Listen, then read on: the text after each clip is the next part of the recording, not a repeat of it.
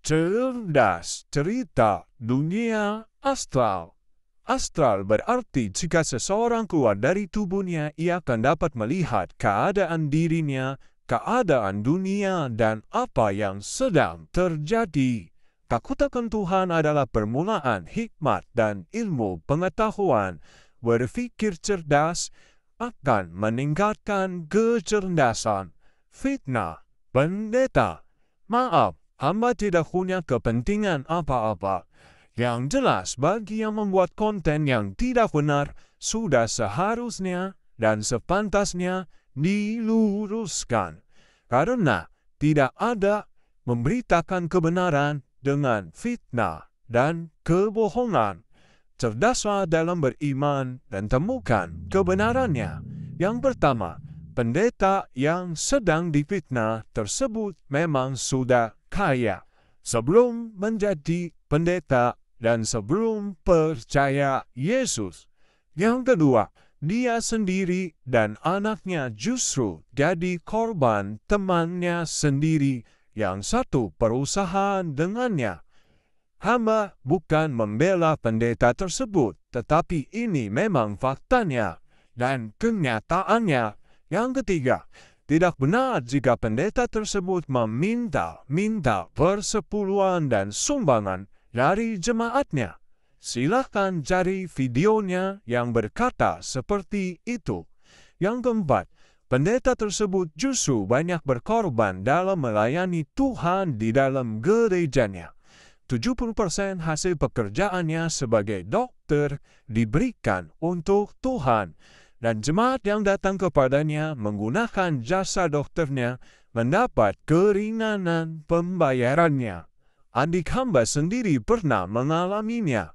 Yang kelima, sangatlah disayangkan terlalu arogan bagi yang mengata-ngatain pendeta tersebut. Ingat, ada Tuhan yang melihat dan tidak menutup mata.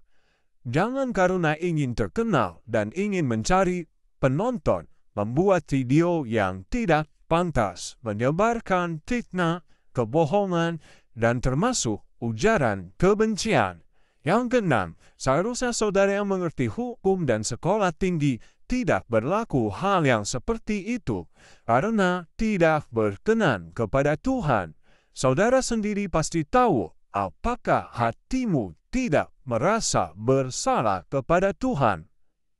Yang ketujuh, buat para warganet seharusnya kepo-kepo dulu, biar tahu permasalahan yang sebenarnya seperti apa.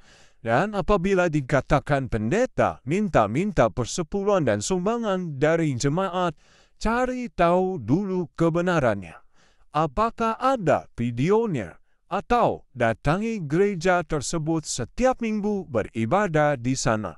Apakah benar seperti yang dituduhkan dan difitnahkan kepada hambanya, meminta persepuluhan dan persembahan sumbangan jemaat?